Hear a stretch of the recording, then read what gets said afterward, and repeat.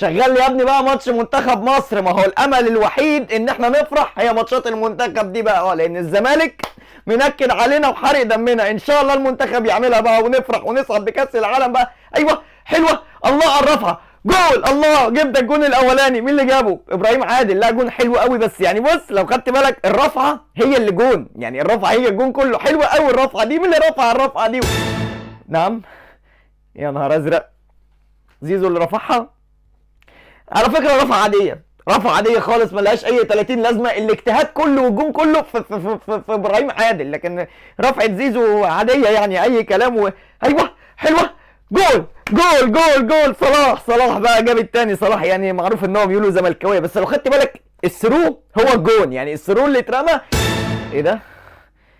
تريزيجيه هو اللي رمى الثرو.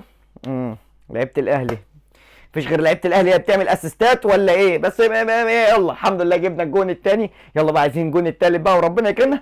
ايوه الله عرفها. ايوه حط يا صلاح. الله يا صلاح، الله يا صلاح، الجون الثالث ما شاء الله. بس بصراحه للامانه يعني صلاح لعبها حلو، بس السرور اللي اتلعب له بقى من فوق المدافعين هو احسن من الجون بقى. مين اللي رفعها؟ ايه ده؟ مروان عطيه.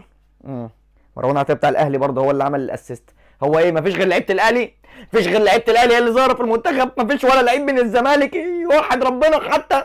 ايه يا جدعان، احنا مش موجودين على الخريطه خالص ولا ايه؟ ده منتخب مصر ده ولا منتخب الاهلي ولا ايه؟ حرام عليكم، حتى في ماتشات المنتخب حارقين دمنا.